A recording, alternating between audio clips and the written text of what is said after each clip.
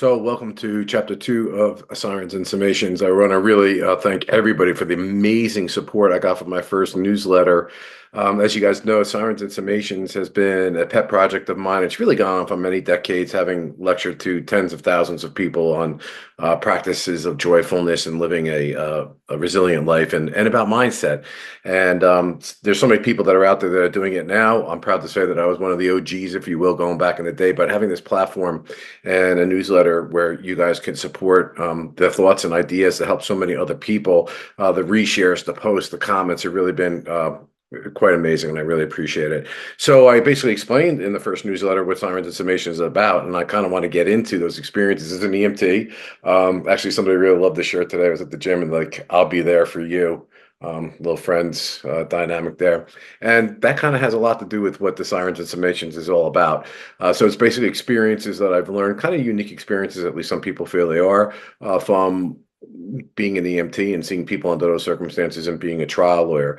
This is October, and October is always the year that I'm going to remember the TEDx talk that I had gave last year with regard to a deathbed confession. That is living your life in a joyful way in the present moment throughout all of your life or however long that life is going to be, and kind of like looking back at it from a deathbed confession. That's kind of like some experience from being an EMT or something that I've seen as a trial where people look back, and people have a tendency to do this and they look back. And I used to listen to them talk about their lives. Some were really empowering and resiliency and talking about everything they did and how meaningful their life was, and others had not so many great things to say about how their life went. And so this always started all the way back from when I was 17, when I was a young EMT, wondering like, how does one live one life to be one way versus the other way? So it was just curiosity, which is a lot about what the newsletter this week is going to be about. It's about defining one's purpose and my belief that people don't do enough work on knowing what their purpose is. Also, colloquially today, we say, what's your why? So this newsletter is about what's your why. It can be both a simple thing and a really complex thing at the same time.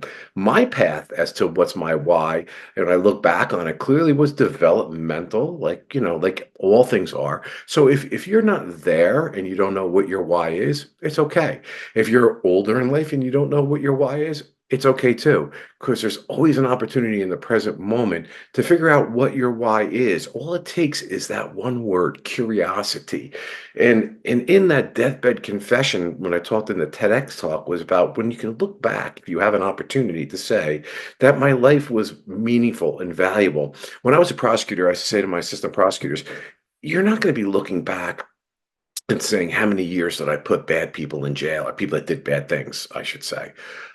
You're going to be wanting to know that your life made a difference to other people, and that does not have to be such a monumental task. The difficult part is that can be something you could do each and every single day, and it can add up to be a really, really big thing. But in the end, when we had the job as prosecutors or defense lawyers or whatever it is that you may do, we come into contact with people that we can make such a difference in their lives beyond what it is that we're doing either for work or otherwise. So what is your purpose? What is your why? So this Monday we put out the Mark Twain quote that said the two most important days of your life are when you are born and when you figure out what your life essentially was meant to be. And I will challenge this. People sit there and say to me, I know exactly what the purpose of my life is. Yeah, okay, good. I can't say that I claim that omnipotence and that capability. My life's purpose has changed as circumstances change. And I think that the world is chaotic and unpredictable. And I think that if you have a core, you can envision what to do or navigate what to do as the world around you is spinning in that chaotic fashion. That's the difference between, in my opinion, joyfulness and happiness. Joyfulness can survive all sorts of changes.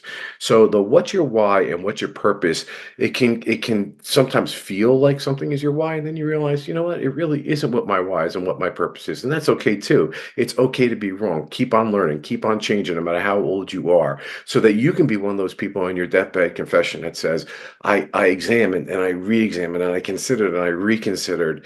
And each day I worked day in and day out in order to achieve what my why was at that particular point in time. I'm gonna in the next newsletter. This was a big topic for me. And honestly, it was challenging. I thought this was going to be an easy thing to do to talk about. Well, of course, it's obvious that you have to know what your purpose is, but most people in life don't do that. Whatever that quote was, or whoever said it, maybe Voltaire. I'm not really sure. An unexamined life isn't worth living. There's a lot of wisdom in this quote. Okay, there's a lot of wisdom in this concept, and so I really started drilling down to what I instances in my life that I thought I knew my purpose, and I was pursuing things that turned out were transitory, were able to be taken away by other people, were able to be controlled by other people, as opposed to those lessons that I learned that made what I believe my purpose is from a core level from which all other things that change around me can still operate. And interestingly enough, it was from combining something that a priest said to me when I was in college, Father Walter Heath, and a question that former Governor Jim McGreevey asked me 23 or so years later that got me to this space. So I can't wait to tell you those stories. Again, I thank you and I appreciate. And listen, please comment. Let me know. I mean, you know, when I used to talk about this 10, 15 now, 20 years ago, people thought I was insane to talk about purpose and mindset and things of this nature. I think it's more acceptable now. So, what are your thoughts? Is this something that you think about? Do you have a philosophy about how to achieve it? Is there a place you go to, a book you read, a philosopher, a quote, anything that gave you your purpose or helped you find your purpose? I'd like to know. Thanks for listening. Thanks for the support. Talk to you soon.